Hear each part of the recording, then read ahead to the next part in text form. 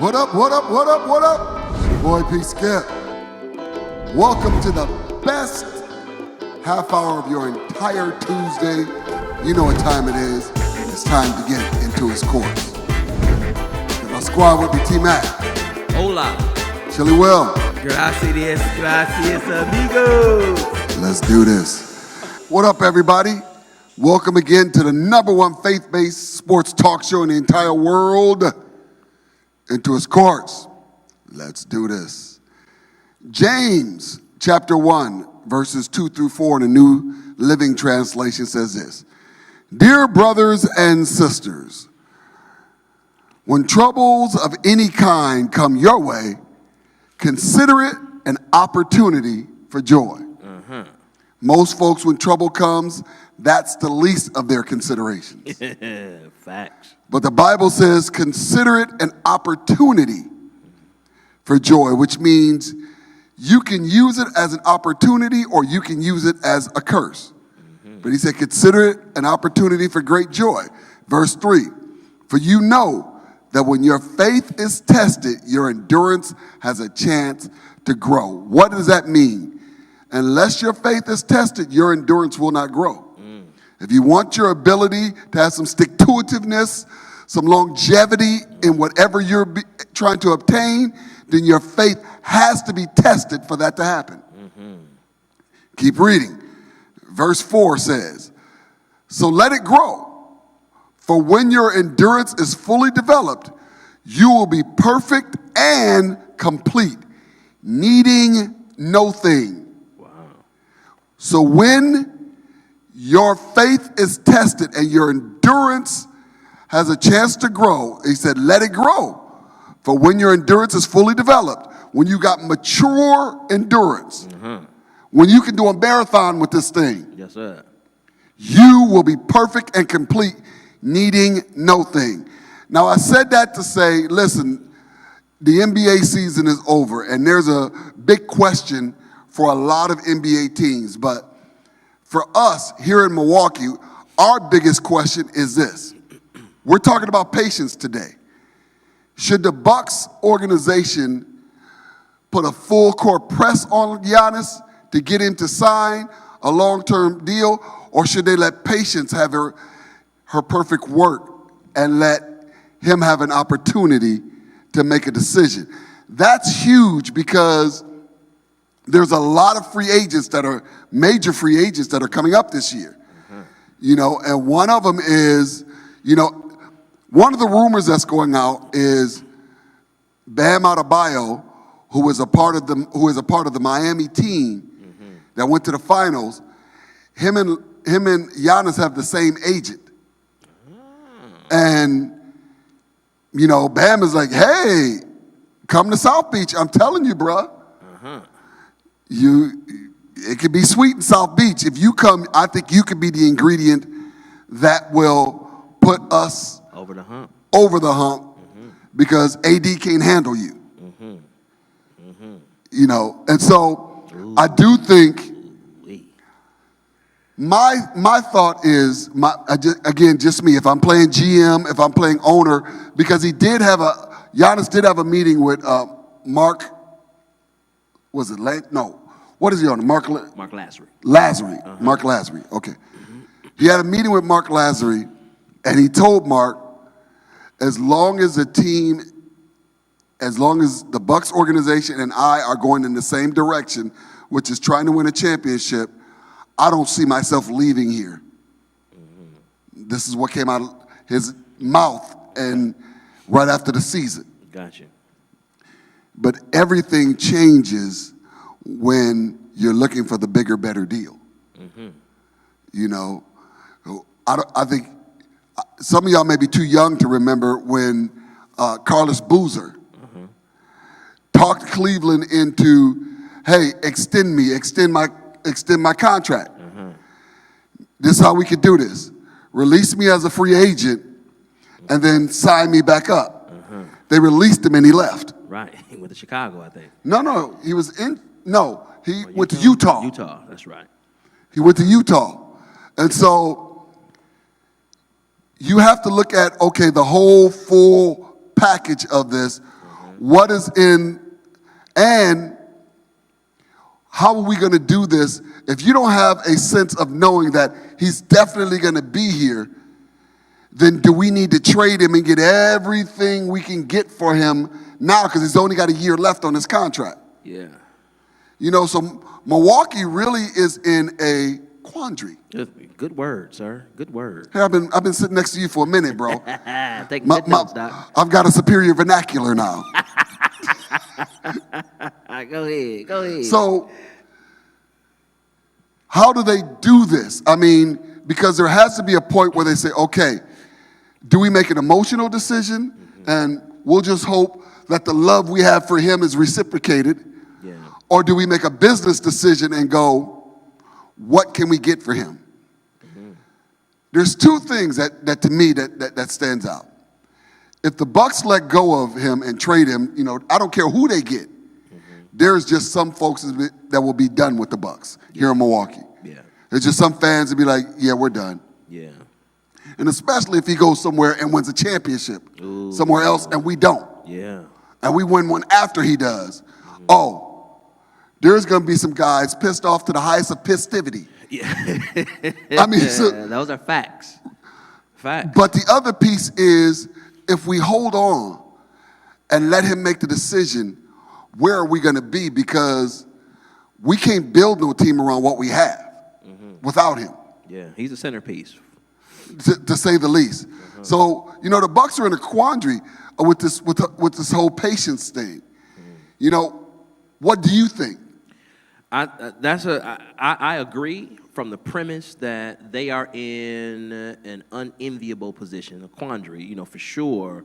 Do we, you know, get what we can now? You know, as they say, a bird in hand is better than two in the bush. Right. Or do we ride it out because we've had relationship with him, we know each other, and there's a level of trust that's there, and we have an agreement that we can't necessarily give, you know, public disclosure to, but we have a quote-unquote understanding. From a business standpoint, I would be inclined to think that the Bucks will do everything they can to keep him because, you know, from the sports world, we all know those that have professional sports, even those that have college sports, you know, like a place like Nebraska, the Nebraska Cornhuskers are the lifeblood of that whole state. Right. The Alabama Crimson Tide, the football team, is the lifeblood of the whole state of Alabama. So there is they also got Auburn. They also got Auburn. But Alabama, I think, get more love than Auburn. But good point, though. But I think when people think Alabama, the state of Alabama, Crimson Tide come to mind. And Auburn is, oh, yeah, they got them, too. Oh, you you the guys that produced Bo Jackson. Yeah, oh, yeah. Yeah. And Charles Barkley. I mean, so the point is that there is another level of love that, you know, sports teams bring to communities. That's one on the pride tip. The other thing is when you tie that pride and that extracurricular love that sports teams bring, now you look at what is the economic footprint, the economic investment. Here in Milwaukee, we built a brand new stadium here, one, to keep the Bucks here because the NBA, the league said, well, hey, if you guys don't have a newer stadium, there's a chance that your franchise would have to relocate someplace else. Seattle. That's the main place. You know what I'm saying? So we have these owners that came in, put up some money. We have Herb Cole, who was the former owner and, you know, businessman, senator, you know, U.S. senator, great guy. Shout out to Mr. Cole.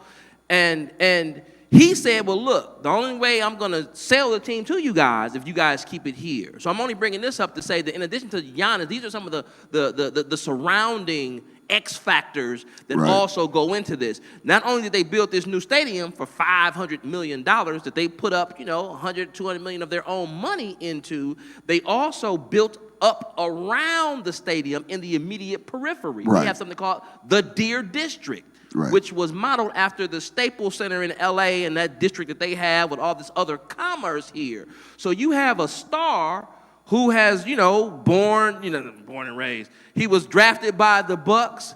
He, you know, his formative years were here. When he was still a scrub, he was here. He's blossomed into this two-time MVP his first child is born here. His first child is here, and he's a family guy. And his parents are here. His parents are here. His dad died. Here. while he was here in Milwaukee. So there is some sentimental value piece. You got a couple of factors. You got one, just the business negotiations of, ownership and players. And we can pay him the most.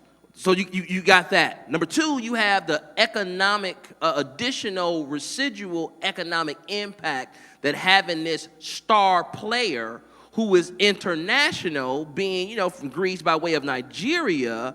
We have not just the local flavor, but we also have an international footprint because of this guy as well. Right. And I think the community, we love Giannis. Giannis at school is a very, very humble guy. Matter of fact, the high school that my son went to for a couple of years, his brother Kostas, who played for the Lakers, who got a ring recently, was at the same high school that my son went to while he was there. And Giannis would come to the games. He has another brother, Alex, that's playing now. That's just senior. He just finished his senior year. So he would come to the games, and they would rope off a section of the bleachers just for Giannis and the family, so he wouldn't have to be taking selfies with people all day. That's called deference and respect. So it's not like the red carpet has not been rolled out for him, and will continue to be rolled out for him, given that this, quandary or precarious situation we potentially are in. So I don't think the Bucks, I don't think the community, I don't think us fans want to see him go. So whatever they got to do, short of kidnapping him to keep him here, we're all in, for that. And I think the other factor is that these gentlemen are the owners. They're, owners, billionaires. So there's a level of competitiveness as hedge fund managers that they kind of roll with. They understand that, okay, we're playing for all the marbles here. You know what I'm saying? These are high stakes with this young man here. And I don't think that, they're going to let him go. And I think they're willing to do anything. Matter of fact, they were fined $50,000 a season or two ago for entering into some level of discussions that they weren't supposed to, or else they face a penalty. That said, if they have to this year get some other pieces that will force them to go beyond the threshold of what is allowable for payroll, luxury tax, and have to pay the luxury tax, I'm thinking they will be willing to pay that price tag if that's what it takes over the next 2 seasons, this one coming up and the other one, to keep old boy. I think that they'll do that, because I don't know that any other scenario is going to bode well, for the squad. Draft picks, I don't like one of the draft picks. The college, ranks aren't all that impressive. I don't know if there are any other players in the league outside of, LeBron and maybe AD. But LeBron, we don't know how much. But AD just signed. How much? He just signed an extension with LA yesterday. So you can scratch that. So I don't see what the benefit is for not keeping Giannis. I just don't see it. Goodwill, like you said, the community would be mad, ticked off. Maybe the season ticket sales might plummet. All that. I just think that there's been too much investment into this sports franchise to let the biggest attraction slip away somehow. I just don't see it happening. Well, let me say this. Again, hats off to the ownership. They've brought life back to the downtown area in Milwaukee. For sure. But, again, with Giannis, we need to hear from him. Yeah. The Emotions had a song back in the day, Don't Ask My Neighbor. Come to me. Right. Don't be afraid. Right. That's that song, Right. And so I think they have to be patient to let him make whatever decision he's going to make. Yeah. And thinking about patience, we're talking about patience. The Clippers were not too patient with Doc Rivers. They fired him immediately after he lost. Yeah. Immediately, if not sooner. But neither were Philadelphia 76ers, because they hired him immediately after he was fired. Yeah. And so, patience has its place, but you see who got the head coaching job with the Clippers? Tyronn Lue? Yeah, Tyronn Lue got it. Yeah. And so it's just, I Thinking about the Clippers, though, and who do you think is more to blame in that situation? Paul George. I was going to say the chemistry on that team. Yeah, it was Paul George. The thing about Paul George is the only place he was a good fit was Indiana, where he was the alpha. Yeah. He has not been a good fit. He does not make a good Robin. I think that right there, his patience Right. does not have her perfect work. Right. For me, with Paul George, when he was with Indiana, to that point, when he was with Indiana, he was an emerging player, great talent, had some flashes of even being an elite player. Right. Second, third year, I was thinking, okay, this dude right here is going to come on, and he's going to be up with the all-NBA guys, top 5, Right. year in, year out. And on that patience tip, which is great, you said something about endurance and faith. Endurance, in and of itself, infers that there is some level of challenge Right. or something that will make you want to stop, but you make the quality decision in your mind to continue to move forward. Right. And I think in Paul George's case, and not just for him, but because he's the subject of this particular conversation, is that to go from being a good player to a great player to an elite player, there is some things you're going to have to endure. No doubt. Okay? No doubt. And some of that might be you might need to be in the gym shooting 200 shots every day.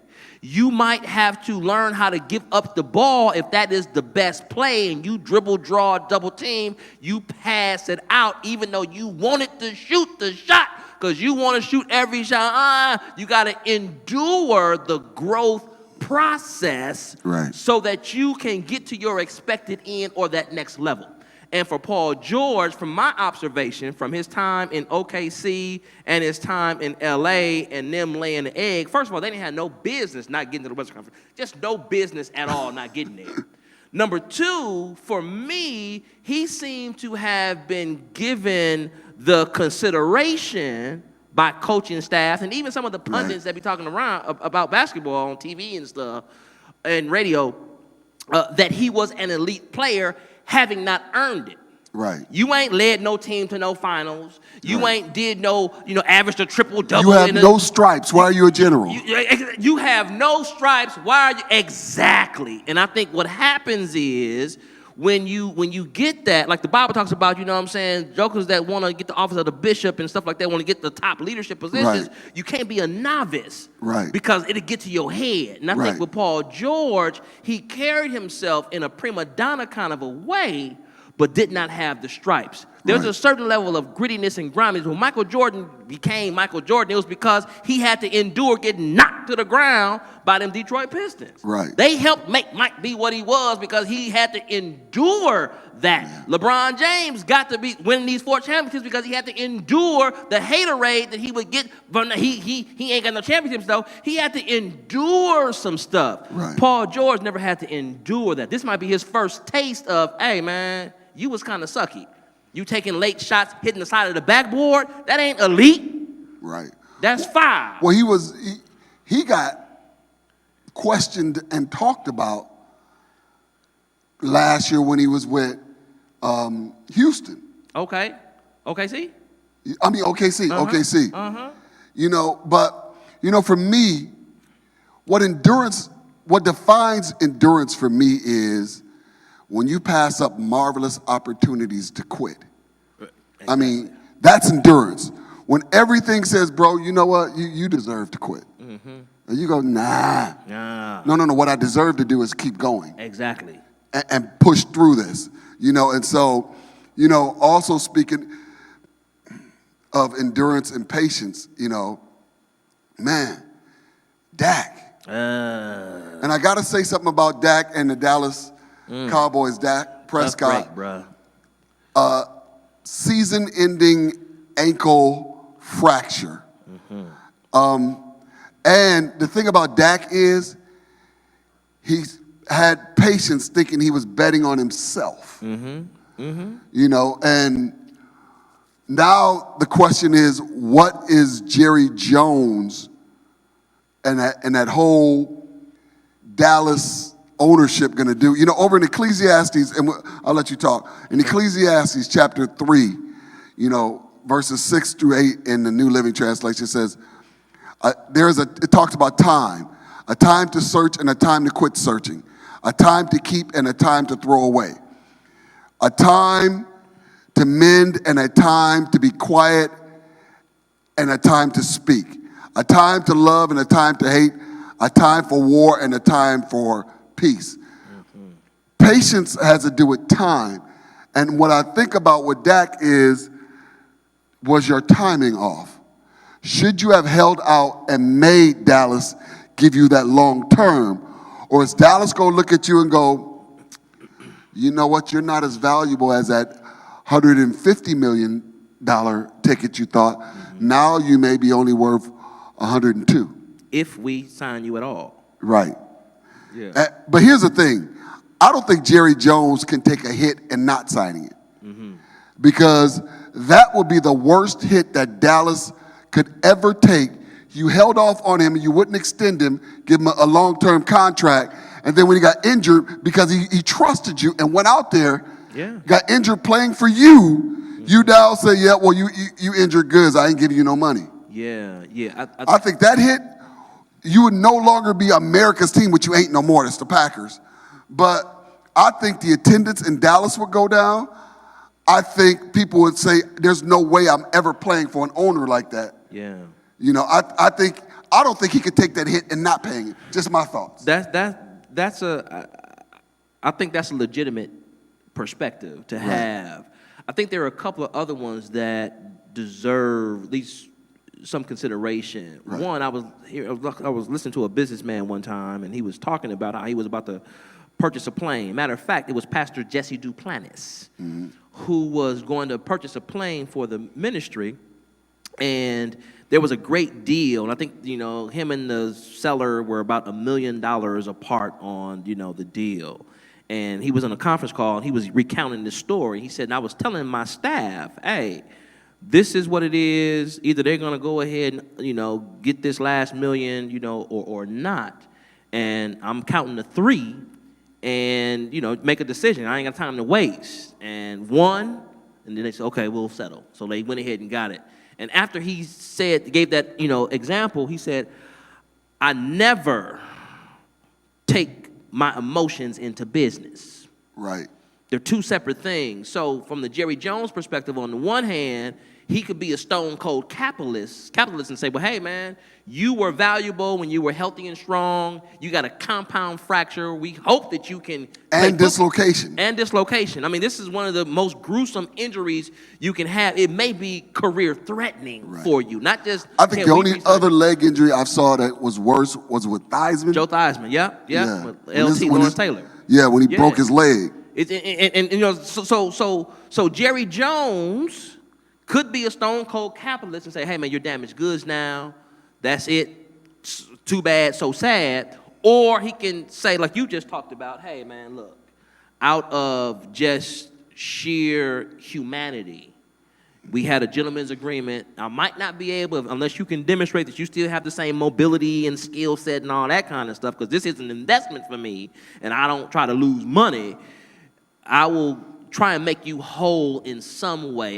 Can't sign you to a long-term contract, but I'll give you something fat like a 2-year, $100 million, something to let you know that, hey, man, I appreciate what you did. You took a risk, and, the worst-case scenario happened. Right. The other piece, though, I think, is that for Dak, after the initial shock and awe of, oh, my God, look at my foot, and oh, my God, after that initial wave of being punched in the face with all of that, he can come back and say, okay, I made a decision. Right. And when you make a quality decision means that you decide to go in a particular way, and you decide with that choice being made to turn your back on all other alternatives. Right. You know what I'm saying? You accept the risk. You accept the risk. So you know that, okay, this could work out great, or it could work out foul. Right. I am resigned enough in my psyche to roll with whatever the consequence is, because I was man enough to at least make a decision. The Bible says that, a double-minded man is unstable in all his ways. Is that a man who has bifurcated thoughts? Man, he feeling it, y'all. You know what I'm saying? Just call me Pastor Thesaurus up in here. Pastor Skip doing his thing. I mean, so Dak should be able to have a clean conscience, because I'm sure he did some real serious soul searching prior to. And he probably had wise counsel. He probably had, his, I don't mean to cut you off, but he probably had his agent, family saying, listen, if nothing else, you're going to get $30 million this year. Exactly. So the other piece about, and I don't know if he's a Christian man or not, but God has an ability to take something that looked foul and have some good come out of it. You know what I'm saying? What folks meant for bad, he can turn it into good. So Dak could be able to get the same amount of pecuniary or monetary value. Is this what we doing now? Is that what we doing? But it might not come on the football field. He takes the chunks of that $31 million, he invested in something, that money he might end up making more money from whatever else he's doing outside of football if he can't play football anymore. So as far as him, he still made whole. He still has the bread. It just didn't come from playing football. And the other thing he might have done as well with taking this risk, I'm going to go all out, because he's been having a great season. Yeah. He was proving his point that, Joker, I'm a top-shelf quarterback. I should be making Russell Wilson, Patrick Mahomes money. He was proving it on the field. Well, he ain't going to make no Patrick Mahomes money. He might be able to he might have even taken out an insurance policy. You have to with Lloyd's of London. You know what I'm saying? So he still might be made whole, even if he can't either return to this current form of Dak Prescott-ness or can't play football again at all. But let's look at it. The thing that a Dallas Cowboy quarterback has, even if you stink, you still have the ability to have a TV career, a.k.a. Tony Romo. Right. But that, to me, he's already got endorsements because he's got the soup, he's got the Doritos, and he's got the beauty rest or the sleep number bed. So he's already making money outside of football. So I don't think he's going to lose any endorsement money. No, I don't think so either. What I do think is I think he could do a great job of going to school and changing and transferring, making that jump from player to commentator, because, at least with him, again, this is my opinion. Your opinion. This is Pastor Skip chapter 8, verse 7. How in the world does Tony Romo tell a quarterback what to do and you ain't never did it? He's commentating, what they're going to do is with this blitz come in, they're going to throw it in the 8-hole.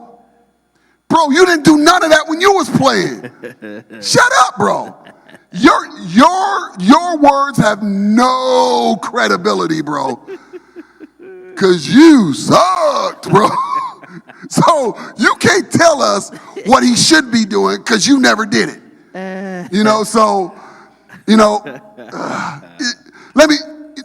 I digress. Tony Romo, you're probably a great person. We love you. And we give you, you're from Wisconsin. So, Wisconsin. Right. We appreciate you, bro. Yeah. We just thought you keep went doing hardware Skechers. with Dallas, but you did. Keep doing your Skechers, bro, and your Coronas. But nevertheless, hey, listen, another great show. Thanks for hanging out with us again. Meet us here, same bat time, same bat channel, every Tuesday from 7 to 7:30 p.m. Joy 1340 AM, 98.7 FM. Also, check us out on YouTube, Facebook, Into His Courts. Listen, everywhere you want us to be, we'll try to be. And do me a favor, when you see the posts, share them, put them out there. Let this go viral. Listen, I want to take over ESPN. Y'all can help me if y'all share my stuff. So listen, until next week, have an amazing week.